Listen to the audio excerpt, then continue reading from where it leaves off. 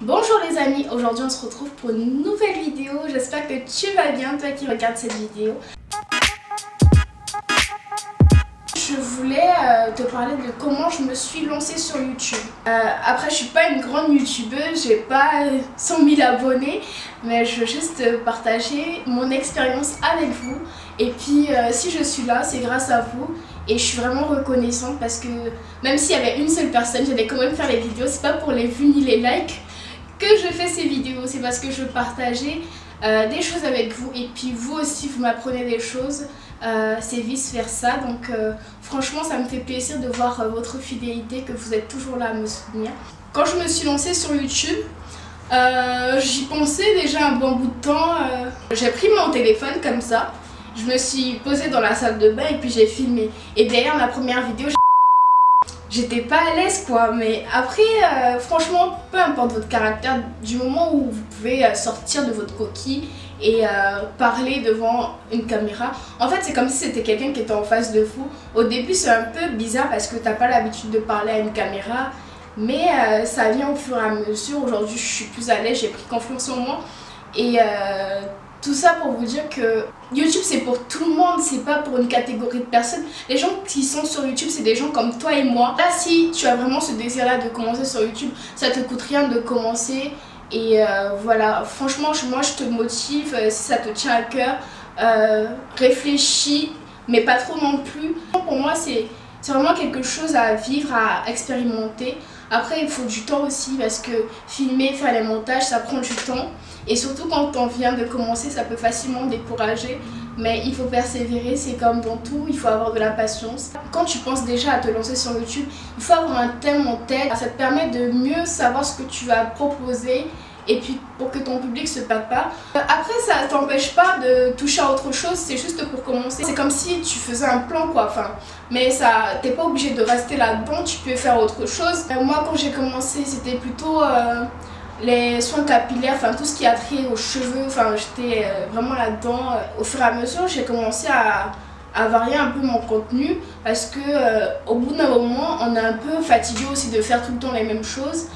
Parce que sinon ça devient un peu monotone. Quand tu vas te lancer sur YouTube, il faudra trouver ton pseudo, ton nom. Moi je te conseille d'avoir un pseudo que tu sais que ça te représente le mieux et tu vas garder ça jusqu'à... Pour commencer YouTube, t'as pas besoin de grand chose. Moi, comme je t'ai dit tout à l'heure, ma première vidéo je l'ai faite avec mon téléphone portable. J'avais un appareil photo, c'était pas vraiment une caméra, c'était pas un truc extraordinaire, même la qualité de l'image c'était pas parfait. Au fur et à mesure j'ai commencé à investir dans le matériel.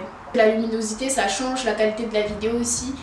Si tu as une bonne luminosité, l'éclairage est top, franchement la qualité de la vidéo sera meilleure. Et puis oui, la lumière du jour quoi. Ensuite si tu es dans un pays où il y a plusieurs saisons, où le temps varie, parfois il fait sombre, parfois... j'ai d'abord acheté les parapluies.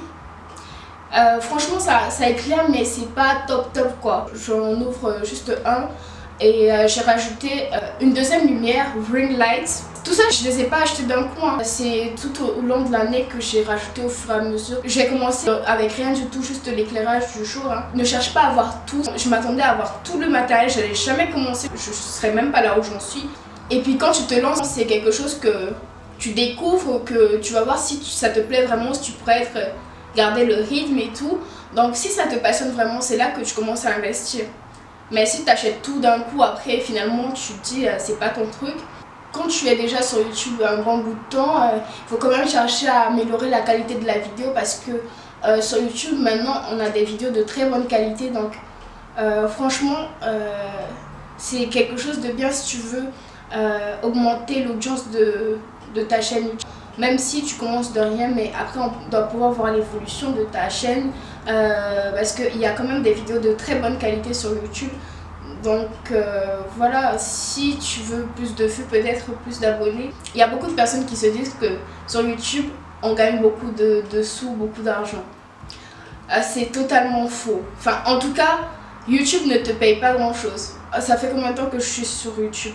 Ça fait 2 ans. Et toutes les vidéos que j'ai monétisées en 2 ans, j'ai 45 € pour vous dire que c'est pas YouTube qui va vous faire gagner des sous. C'est quasiment toutes mes vidéos que j'ai monétisées et j'ai pas honte de dire ça parce que il faut vivre aussi. On passe énormément de temps à faire des montages, tout ça, filmer. Donc tout travail mérite son salaire quand même si c'est par passion que je fais ça. Mais c'est quand même un investissement. Il faut aussi rentabiliser le matériel qu'on achète et tout. Après, j'ai pas eu de partenariat. J'ai eu un seul partenariat, c'était avec le site internet Nejoli. J'avais fait 2 vidéos là-dessus. Quand j'ai commencé YouTube, j'ai commencé par demander à toutes les personnes de mon entourage, ma famille en premier, à partager mes vidéos. Parce que si personne ne partage tes vidéos, personne ne va te connaître, personne ne va savoir que tu fais des vidéos YouTube. Et mes amis aussi. Il faut te mettre sur les réseaux sociaux. Après, je suis pas très active sur les réseaux sociaux, à part Instagram. Là, je suis plutôt sur la communauté YouTube, là, où on peut poster des trucs. Quand j'ai commencé, il y a beaucoup de personnes qui se sont moquées de moi, qui m'ont dit « Ah bon, tu commences YouTube, toi ?» Il faut pas avoir honte. Il y a des gens qui vont te sortir des commentaires bizarres. Tu auras de tout, enfin, tu auras des commentaires négatifs comme positifs. Il y aura toujours des gens qui sont malveillants, qui vont venir commenter pour te dire, pour essayer de te décourager. Moi, ce que je fais, soit je supprime le commentaire de la personne, et si elle persiste à faire ce genre de commentaire, je la bloque tout simplement. Je veux pas de personnes malsaines qui viennent pourrir mon environnement en fait. La plupart du temps j'ai des commentaires positifs, passer au-dessus de tout ça. C'est des gens qui n'ont rien à faire, qui veulent être à ta place peut-être. Si tu n'aimes pas quelque chose, passe ta route. De toute façon tu le sais, tout le monde ne peut pas aimer ce que tu fais, tout le monde ne peut pas t'aimer. Donc il faut vraiment avoir la tête haute. Faire comme si tu ne vois pas ce genre de personnes. Les ignorer complètement. Moi aussi je me rappelle, c'était difficile d'avoir les premiers abonnés.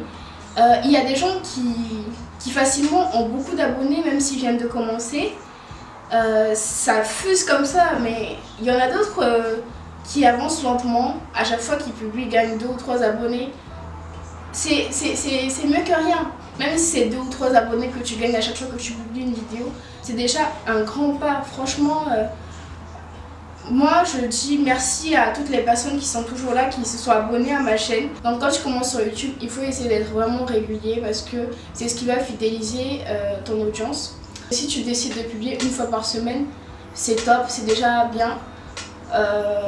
Comme ça, chaque semaine les abonnés savent que tu vas publier quelque chose.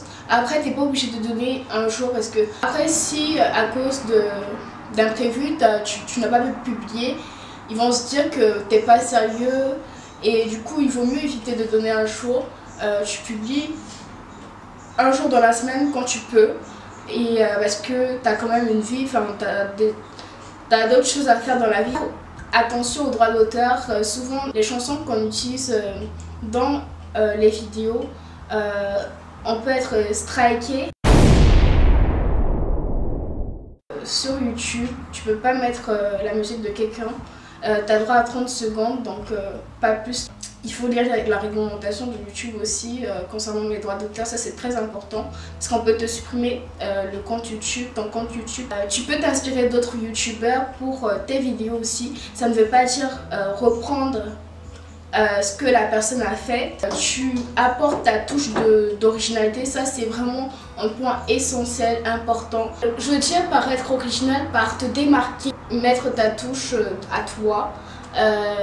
On n'a pas le monopole du savoir, on apprend tous les jours, on s'améliore. Jusqu'à maintenant, moi je m'améliore.